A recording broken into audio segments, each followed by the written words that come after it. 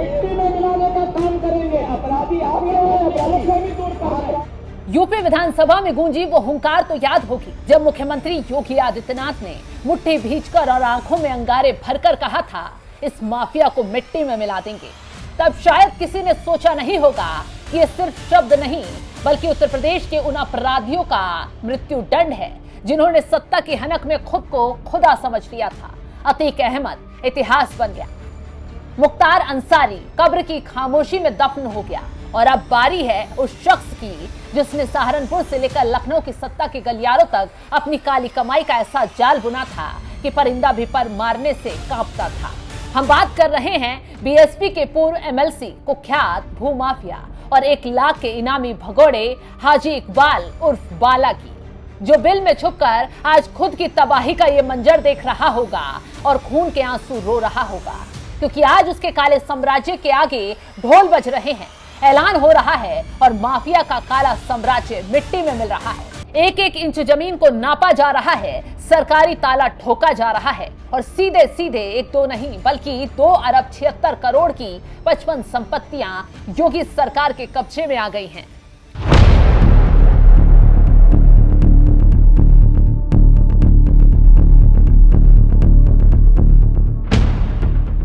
देखो, अपनी आंखों से देखो, आज पश्चिमी उत्तर प्रदेश के उस बेताज बादशाह का गुमान ढहाया जा रहा है जिसकी तूती कभी लखनऊ के गलियारों तक बोलती थी। आज सहारनपुर की फिजाओं में ढोल की थाप और पुलिस की मुनादी का शोर है जो गवाही दे रहा है कि कानून से बड़ा कोई नहीं।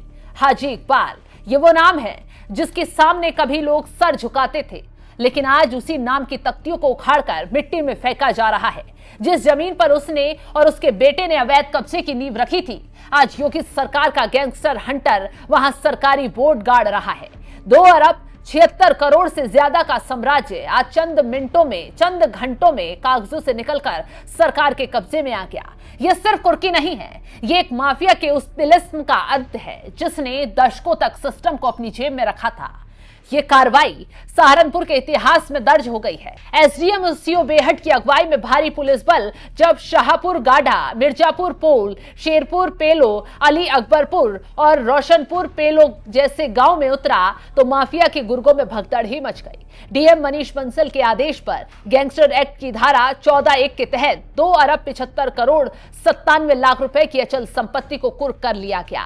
ये वो संपत्ति थी जो हाजी इकबाल ने अपने नौकरों, दूर के रिश्तेदारों, बेनामी शेल कंपनियों के नाम पर छिपा रखी थी।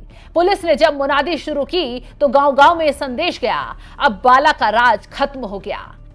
बता दें कि इससे पहले भी पुलिस ने 837 करोड़ की संपत्ति जब्त की थी, यानी अब माफिया की 1100 करोड़ से ज्यादा की संपत्ति सरकारी खजाने का हिस्सा बन चुकी है।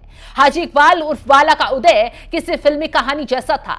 मामूली काम से शुरुआत करने वाले इकबाल ने राजनीति को अपनी ढाल बनाया। बीएसपी के शासनकाल में एमएलसी बनकर सत्ता का स्वाद चखा। उसने सत्ता के संरक्षण में खनन का वो खेल रचा जिसने उसे अरबपति बना दिया। उसने एक ऐसा सिंडिकेट बनाया जो खैर की लकड़ी की तस्करी, अवैध खनन और गरीबों की जमीनों पर कब्जा करने में माहिर था। देखते ही देखते सहारनपुर से लेकर दिल्ली तक बेनामी संपत्तियों का जाल बिछा लिया। यूनिवर्सिटी के नाम पर जमीनें हड़पी गईं, ब्लैक मनी को व्हाइट में तब्दील किया गया, शेल कंपनियों के जरिए विदेशों तक पैसा घुमाया गया। लेकिन कहते हैं ना कि पाप का घड़ा एक दिन जरूर फूटता है। आज वही साम्राज्य जो पाप से भरा था अब ताश के पत्तों की तरह ढह गया। हाजी इकबाल का आपराधिक इतिहास किसी मोटी किताब जैसा है। उस पर अकेले सहारनपुर और आसपास के जिलों में 52 से ज्यादा मुकदमे दर्ज हैं। इसमें गैंगस्टर एक्ट, रेप, जमीन हड़पना, अवैध खनन जैसे संगीन आरोप भी शामिल हैं। साल 2022 में मिर्जापुर थाने में दर्ज हुआ गैंगस्टर का मुकदमा आज उसकी बर्बादी की सबसे बड़ी वजह बना।